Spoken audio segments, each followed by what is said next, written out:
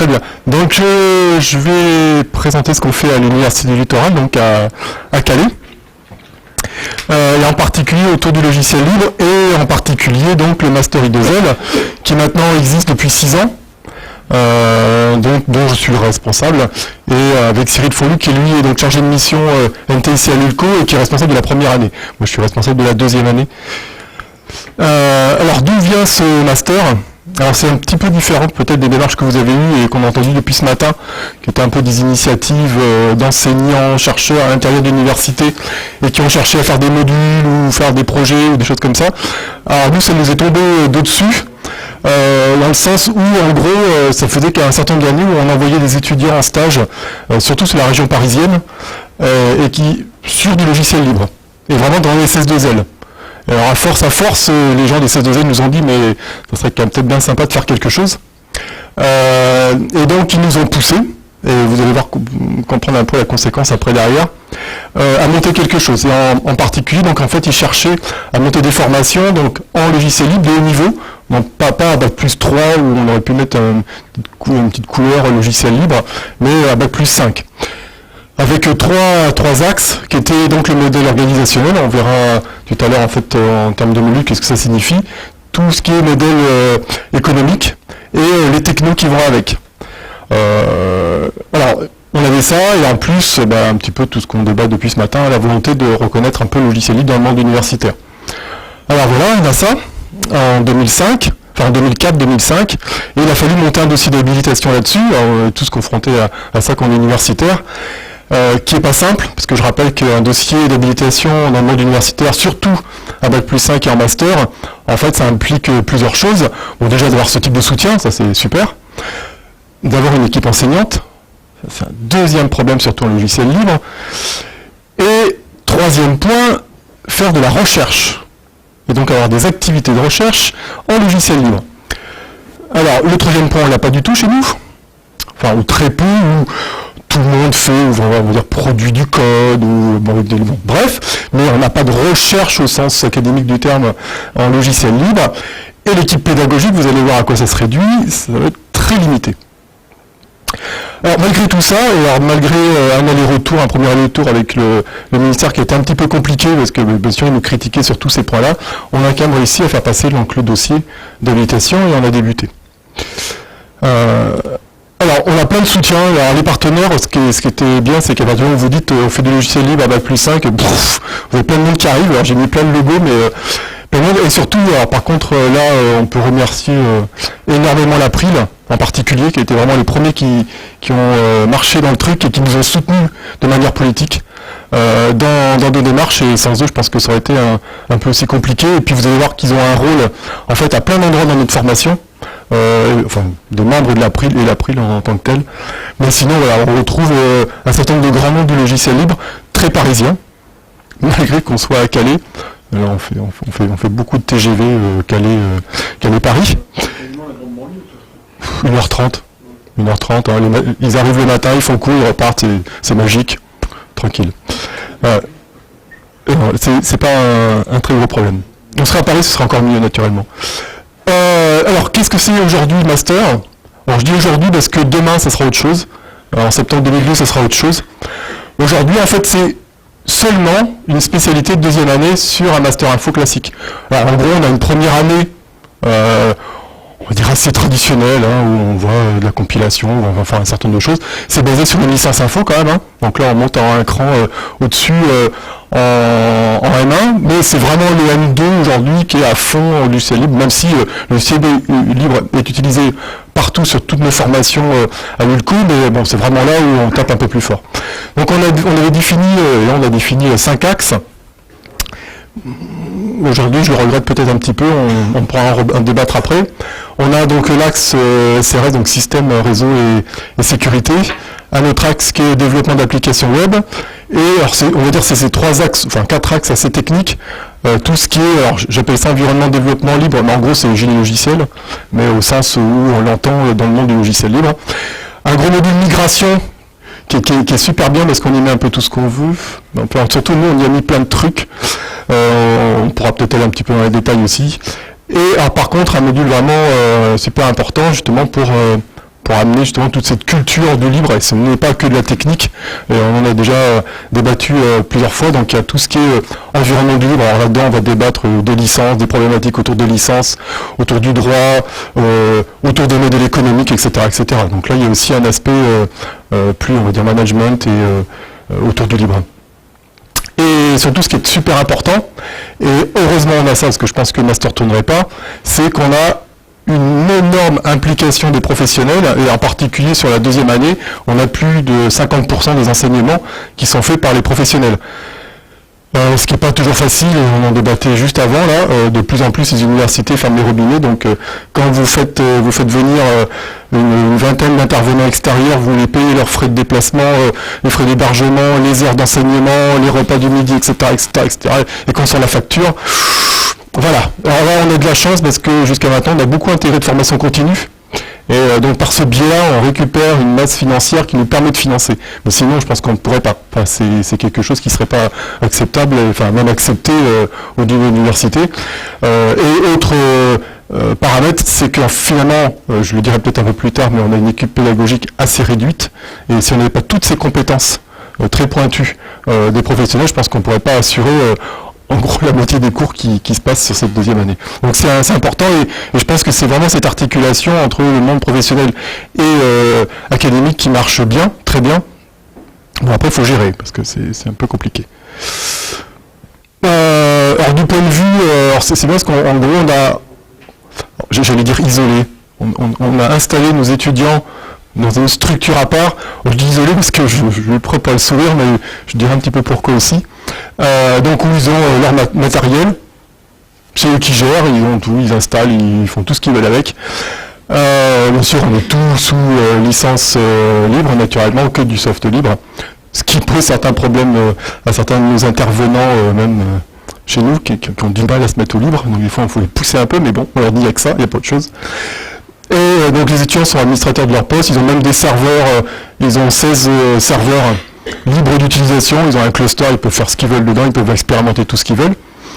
Alors pourquoi je blague en disant on les a mis un petit peu à part, je me souviendrai toujours des 2 premières promos où brutalement par l'effet d'annonce, on a attiré des gens très atypiques, on va dire. Très atypique, quelques geeks qui ont un petit peu mal à communiquer. Donc ça a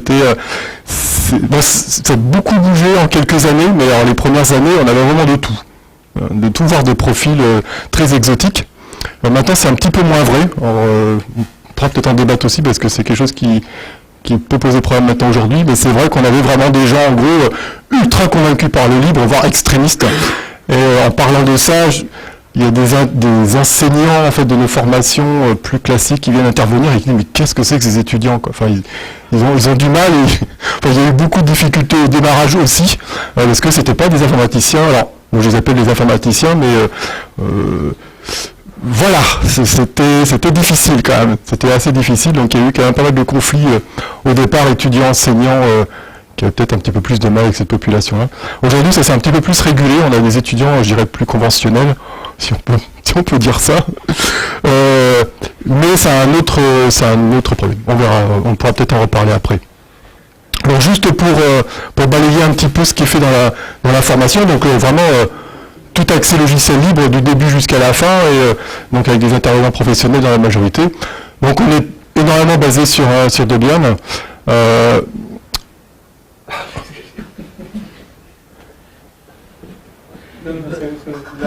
Ouais, d'accord. Sur lequel en fait on fait pas mal d'interventions sur tout ce qui est déploiement de services, avec encore une fois pas mal d'intervenants extérieurs sur tous ces éléments-là. Un peu de BSD, mais pas énormément. Et on fait aussi, alors du coup ça fait un mélange peut-être un petit peu trop large, et c'est ce que je regrette peut-être un petit peu aujourd'hui, sur du Linux aussi embarqué. Donc on fait venir des gens sur de l'embarqué. Mais du coup, déjà juste en partant de ça, ça fait quand même un panel énorme, et on ne peut pas rentrer dans les détails de tout ça. Donc voilà, on a une initiation à toutes ces choses, mais peut-être pas de manière approfondie. Même si la plupart des gens, quand ils arrivent, ils connaissent déjà une grande partie de ça. Alors on peut des fois aller beaucoup plus vite sur d'autres aspects. On a des intervenants sur tout ce qui est virtualisation ou sécurité réseau. Alors là, après, il y a des fois, on a des intervenants qui qui mesure peut-être un petit peu mal le niveau des étudiants qu'on peut avoir. Hein. Donc ça aussi, c'est très difficile à gérer, où voilà, vous faites venir spécialiste NetFilter ici en cours, il va vous sortir un truc de fou, les étudiants regardent comme ça, ils disent, oh là là, qu'est-ce que c'est Eux, ils ont un bagage, on va dire réseau, un petit peu sécurité de base. En gros, on a vu IPETA, des choses comme ça, puis après, boum, d'un seul coup, on passe dans un autre monde. Et, bon, voilà, là, il faut gérer cette relation-là. Donc, bon, maintenant, ça fait 6 ans, donc les intervenants ont quand même beaucoup bougé. Mais voilà, bon, il y en a quand même un certain nombre qui sont stabilisés dans la formation et ont compris quand même comment on pouvait former. Et on a aussi des intervenants qui n'étaient pas formateurs non plus, et non, peut-être un peu moins pédagogues, c'est un peu petit. Peut-être un peu plus difficile, mais c'est assez rare quand même. Je trouve que quand même les intervenants en logiciel libre ont quand même on a cette chance. Je pense que les gens ont envie de faire passer un message, ont envie de...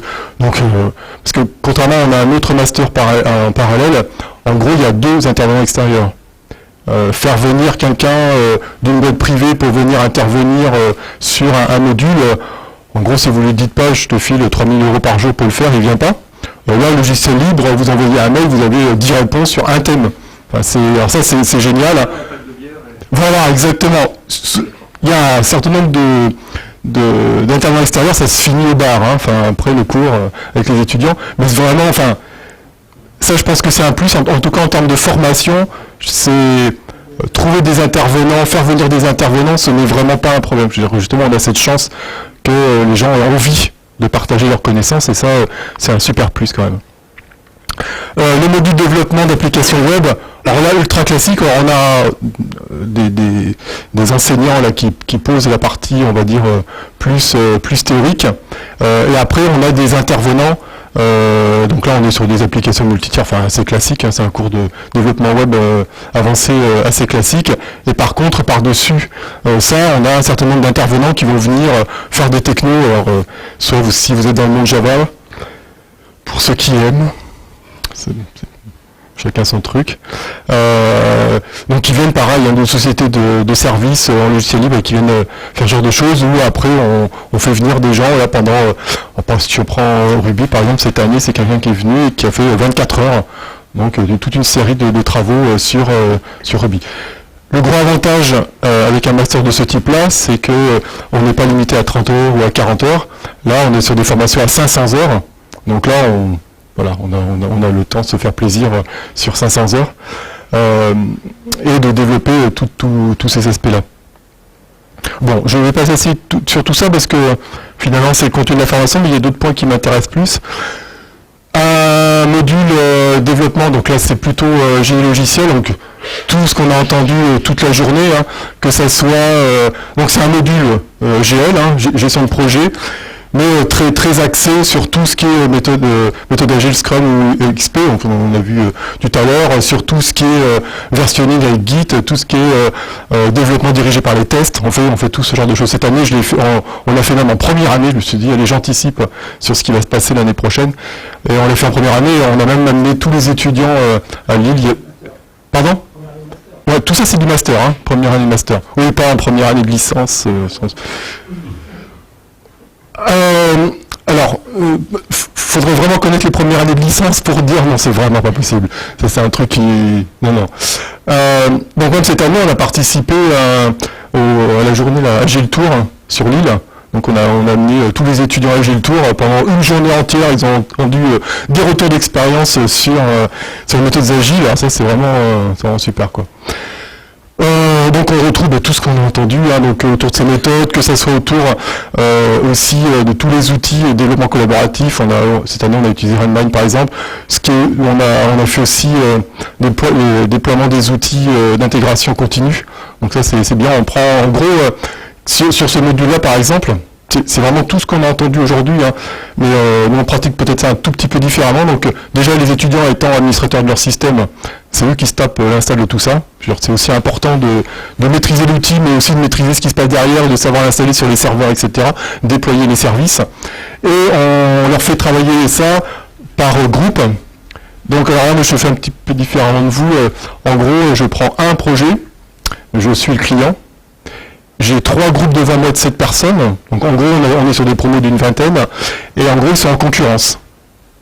Donc je suis le client et c'est celui qui me sortira le projet le plus avancé et qui répondra le plus au cahier des charges. Enfin, pas au cahier des charges au sens classique du terme. Et voilà. Donc on mène de cette façon-là avec 3 groupes en parallèle. Où ils choisissent en fait leur langage. Alors c'est très amusant de faire ça parce que on se rend compte à la fin, alors c'est tous les enseignements liés au projet où il y a des étudiants qui échouent pour des problèmes purement de communication entre eux ou purement de techniques qu'ils ne maîtrisaient pas, etc. Donc c'est très fort d'enseignement de travailler sur ce genre de choses. Alors ensuite, dans notre module migration, je vais presque dire on y met tout le reste, pas tout à fait, mais en tout cas, on insiste sur plusieurs choses, en particulier sur ce qui est migration de base de données. On a des gens spécialistes de PostgreSQL qui viennent et qui montrent un petit peu toutes les techniques pour faire de la migration de base de données. Tout ce qui est intégration Linux, Windows.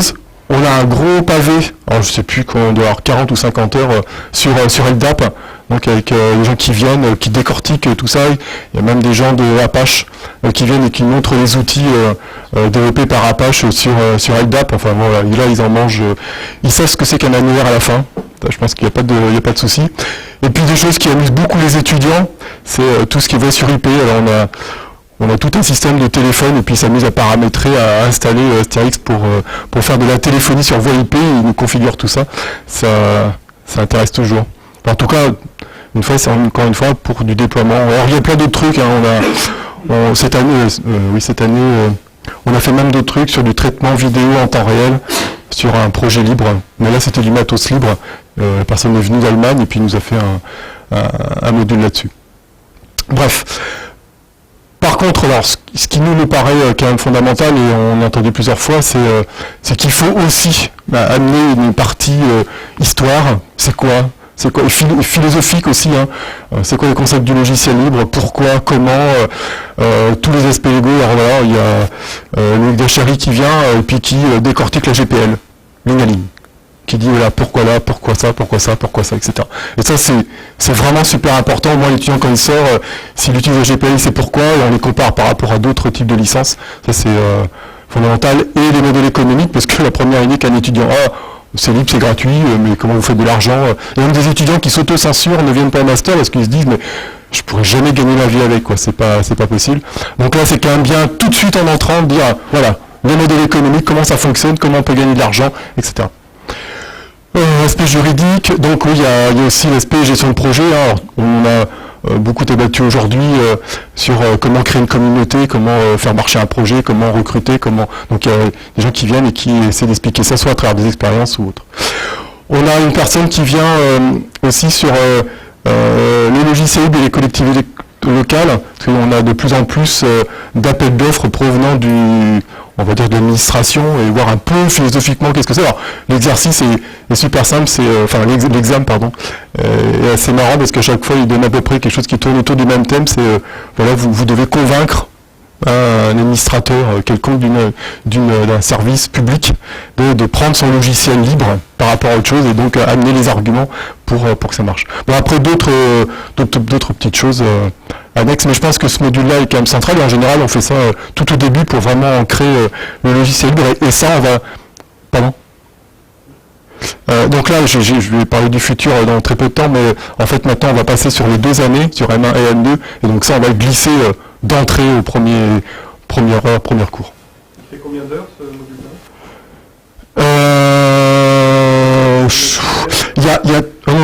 Il y a 3 intervenants, je crois dans les 30-40 heures à peu près, comme ça j'ai pas... Enfin j'ai les chiffres là, mais ouais c'est une bonne plus de 30 heures, ce qui est sûr, plus de 30 heures. Bon ouais, facile. Donc après un module, donc on a retrouvé plusieurs fois aujourd'hui tout ce qui est projet communautaire. Donc là ça a été le premier truc qu'on a mis en place, c'est faire un projet au sein d'une communauté qui n'est pas la communauté des enseignants, pas comme on a l'habitude de faire, le petit enseignant qui donne son petit sujet et puis qui essaie d'encadrer tout ça. Alors nous, comment on procède? On a un premier, c'est appel à projet auprès des partenaires. On en a tellement que vous envoyez un mail, vous avez un catalogue de projets qui vous tombe sur la figure. Donc après, on ne sélectionne pas. On sélectionne pas, on envoie tout ça aux étudiants, enfin on a un wiki et on met tout ça en ligne et tout, ils choisissent, parce qu'on ne veut pas imposer un sujet ou un autre. Donc après, selon les sensibilités, etc., chacun choisit, il y a des sujets qui sont plus ou moins techniques, qui utilisent plus ou moins tel techno, etc. Donc après, à chacun de choisir. La seule chose qu'on essaie de garantir, c'est que derrière il y a quelqu'un. On ne laisse pas l'étudiant quand même aller choisir n'importe quoi sur un projet mort ou autre. Donc c'est vraiment des choses qui proviennent des partenaires et qui ne vont pas chercher eux-mêmes. Alors c'est arrivé. Qu'on n'est pas quand même extrémiste, donc ils peuvent trouver des choses, mais à condition qu'on soit vraiment assuré que derrière il y a une communauté. Et le but, encore une fois, on est sur les mêmes stratégies, c'est vraiment cette volonté d'intégrer une communauté. Alors, on tombe sur les mêmes problèmes, des étudiants qui n'arrivent pas à ouvrir un IRC pour aller discuter en direct ou des choses comme ça. Voilà, bon, je pense que je ne vais pas réénumérer tous ces éléments-là, mais on retrouve exactement la même chose. Donc de temps en temps, il faut pousser, mettre des coups de pied, enfin bon, faut animer. Et par contre, le but, c'est vraiment de travailler sur du développement collaboratif. Alors tous les outils qu'on a vus, Git, etc., donc eux ils sont formés, donc là on a déjà la formation autour de tous ces outils-là, donc en général il n'y a pas de problème technique à intégrer, c'est vraiment des problèmes de communication ou de temps. Après il faut qu'ils aient aussi le temps, parce que c'est quelque chose qui n'est pas dans nos formations, alors, c'est peut-être un petit peu à regretter, c'est que c'est pas le module projet n'est pas quelque chose qui est intégré dans notre emploi du temps, donc voilà, ils font ça au fil de l'eau, donc là donc il y a les samedis, les dimanches, la nuit, voilà. Donc c'est peut-être un peu plus compliqué. Pourquoi ça peut être intégré dans le... Pour faire quoi? Pour les mettre tous parqués dans une salle et leur faire faire pendant... Si c'est obligatoire, s'ils sont notés, et si Oui. ça semble logique qu'il y ait des heures prévues dans l'emploi du temps. On n'a jamais programmé des heures dans l'emploi du temps, on a toujours laissé autant dans les modules gestion de projet, dans lesquels ils ont un projet à réaliser avec des contraintes, etc., où là c'est beaucoup plus strict. Parce qu'en gros, on fait des journées entières, on fait 6 heures, boum, et on fait ça sur 39 heures. Donc pendant 39 heures, alors ça fait pas 39, je sais plus combien, ça fait 6 fois, ouais, 6 fois 6, 7. Bah là, on doit être sur le M2, on doit être à 450 heures, donc on ramène ça à combien de semaines? C'est pareil, c'est de septembre à fin mars. Avec 3 semaines de congé. Oh, ils ont plus. Ah, ils sont pas loin de 25 heures, je dirais. Oui, non, ça laisse du temps. Oui. En général, par exemple, on ne travaille jamais les jeudis après-midi, donc voilà, ils ont le jeudi après-midi, ils ont le temps. Ils ont une journée quoi, pour bosser. Plus les samedis, les dimanches et la nuit. Non, mais sinon, on n'a jamais programmé. Ça, c'est au rythme de chacun. Donc avec un travail collaboratif, donc en général c'est de la production de code, donc on rentre dans des logiques soit de patch, etc. pour produire du code et bien sûr avec les respects des règles des communautés, avec une qualité de...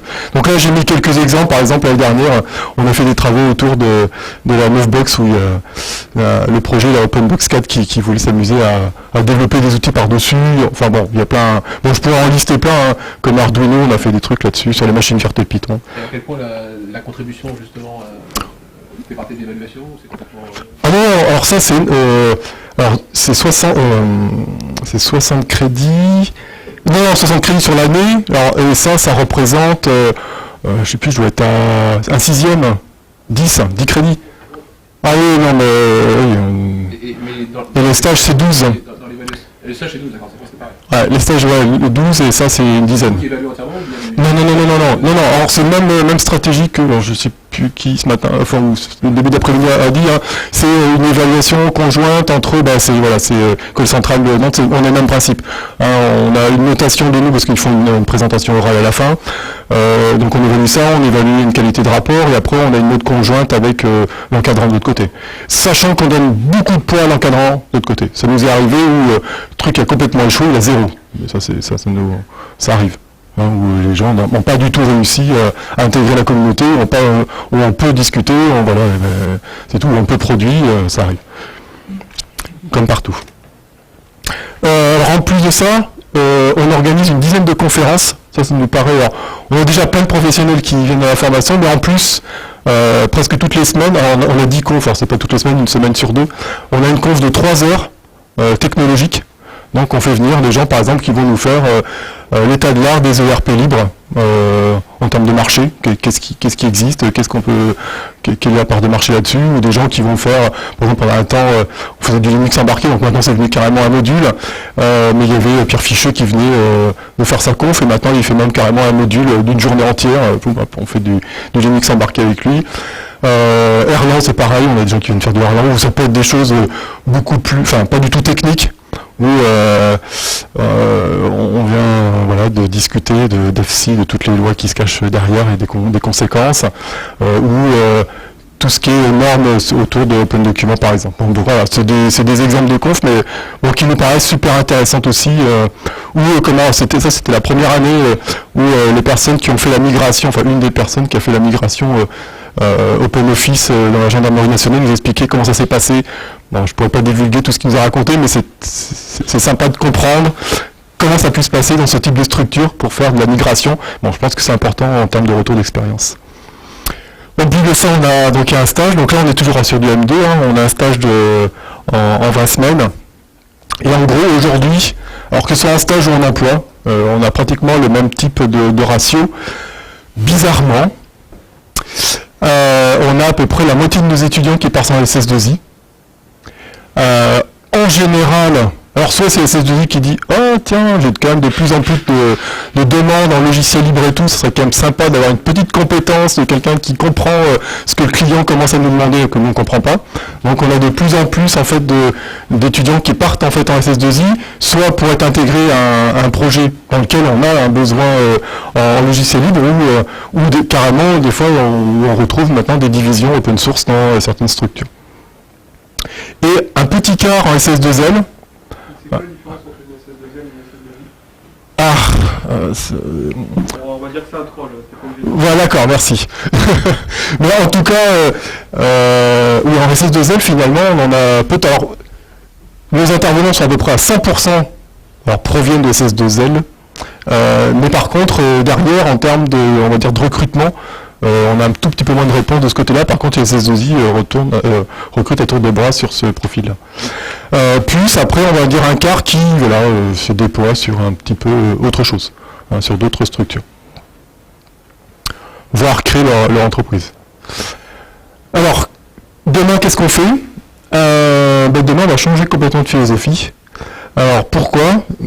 J'en parlais 2 mots à midi. Je trouve que les étudiants changent énormément d'attitude par rapport aux formations. Il y a deux effets. Il y a, on va dire, ce changement d'attitude par des étudiants. Et surtout, on a eu énormément de demandes du style c'est calé. Voilà, faut venir. Est-ce que vous pourriez pas faire ça à distance ? Ou est-ce que vous pourriez pas faire ça en alternance ? Ou en apprentissage. Donc on s'est dit, allez, cette fois, on saute le pas. Bon, surtout, on a une volonté politique à l'université de partir là-dedans. Donc, la rentrée prochaine, on bascule totalement en apprentissage. Hein ? Ouais, on part complètement en apprentissage. Alors là, on fait le M2 encore l'année prochaine, parce que là, c'est la mise en place sur le M1 et le M2. Mais à partir de septembre 2012, on est purement en apprentissage. Je ne sais pas ce que ça va faire. On ne connaît pas les conséquences. La seule chose que je sais, c'est que vu le nombre de contacts industriels qu'on a pour prendre des apprentis, je ne pense qu'on n'aura aucun souci de ce côté-là. Étant donné son cloche d'étudiants qui font que dire l'université, vous commencez à nous... Voilà, on n'a plus envie de faire de cours en amphi, on n'a plus envie d'être à la fac, on n'a plus envie, etc. On a eu, par exemple, les années précédentes, des fuites extraordinaires entre le L3 et le M1, où on a des gens qui partent travailler. On se dit, c'est pas possible. Enfin, il y a quelque chose qui...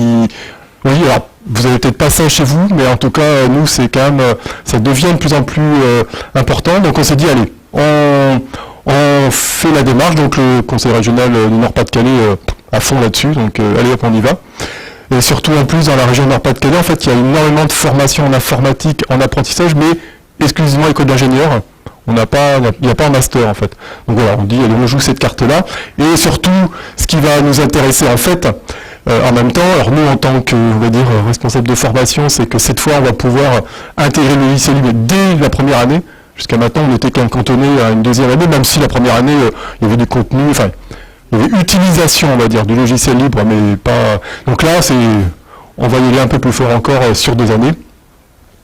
Alors même si les entreprises sont déjà super impliquées, on va pouvoir y aller encore plus. et surtout en termes de projet, parce que là, toute la partie projet sera vraiment en collaboration, parce que là, aujourd'hui, les partenaires pouvaient donner des projets à réaliser aux étudiants, encadrés, etc. Mais là, par l'apprentissage, c'est encore plus fort. On a un lien entre un tuteur universitaire, un tuteur école, etc. Donc là, on peut aller un petit peu plus fort. Le seul truc, c'est que les projets risquent d'être énormément liés à l'entreprise. Hein. On a déjà dit un mot ce matin. Mais ça, voilà, c'est le risque majeur.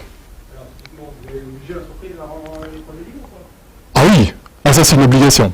Ça, on peut pas. Bon, sinon, s'il y a un contresens, oui, mais les gens qui sont partenaires avec nous le font déjà. Je veux dire, c'est pas, on n'est pas, je sais pas, on n'a pas de partenaires privés dont ça. Vous avez indiqué qu'il y avait 50% de gens qui préparent cette aussi. Ouais. Quelle est la mentalité là-dedans? Eh ben, il faudra, hein, sinon ils ne prendront pas l'apprenti de chez nous, c'est tout. Enfin, je veux dire, c'est pas. Oui, après, oui, mais bon, c'est au moins, voilà. L'intéressant, c'est que les gens aient cette master et cette possibilité-là. Voilà.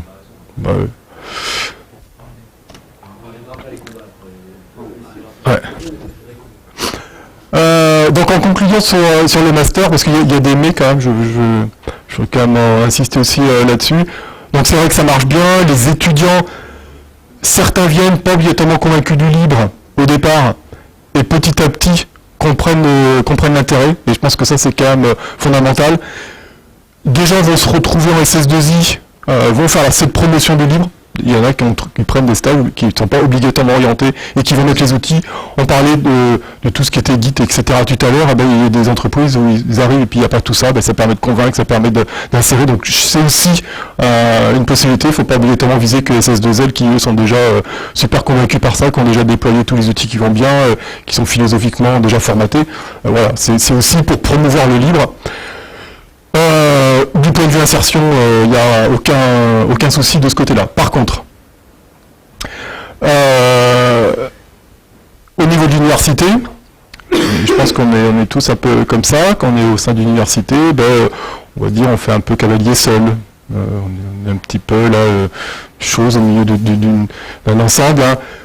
À part les enseignants qui sont dans le master, les autres, on s'en fout, enfin, je sais pas, ça ne nous intéresse pas, on n'est pas convaincus, voire on a même des luttes idéologiques entre les enseignants d'I2L et puis les autres en disant mais vous êtes fous, mais pourquoi vous faites de la GPL tout le temps, mais pourquoi vous donnez votre code là comme ça, alors qu'eux sont beaucoup plus... Master informatique, Oui, ouais. Alors, Ouais. tu parles de tes collègues, tu parles de tes collègues informatiques, on est d'accord, tu ne parles pas des collègues qui font de la sociologie ou autre chose. Ah non, informatique, hein, non, je parle bien d'informaticien. Mais je pense que c'est partout, enfin, genre, c'est tout. Enfin, je jette pas la pierre à quiconque, quoi, mais voilà, ils sont dans une autre logique, c'est tout. Et c'est vrai qu'on a quand même tendance à se retrouver très seul, très seul. Et pourquoi on a aussi autant d'intervenants extérieurs, je l'ai dit au départ, c'est aussi pour ça, c'est que... Non, t'es pas tout seul, tu vois, donc, Oui, non, mais ça fait plaisir. Mais quand je vais revenir à Calais, je pense que je vais me retrouver seul. Enfin voilà, en gros, en gros, juste pour donner une idée, on a une vingtaine d'enseignants-chercheurs. Nous sommes 3. c'est marrant, c'est toi, arriver à la sensibilité logicielle du Alors 3 qui sont convaincus, etc., qui interviennent. Hein. Alors on va dire quelques-uns de plus qui utilisent le logiciel libre. Oui, enfin, on utilise, enfin, je veux dire, voilà, c'est pas... Et fondamentalement d'autres qui disent, je comprends pas. Enfin, pour moi, le logiciel libre, pourquoi vous faites ça? Ben voilà, ils nous laissent faire, hein, je veux dire, on n'est pas en conflit tous les jours à se taper dessus, il n'y a pas de problème de ce côté-là. Mais on sent, voilà, qu'il y a de... Et dernière difficulté autour de ça, c'est la gestion administrative et logistique des intervenants.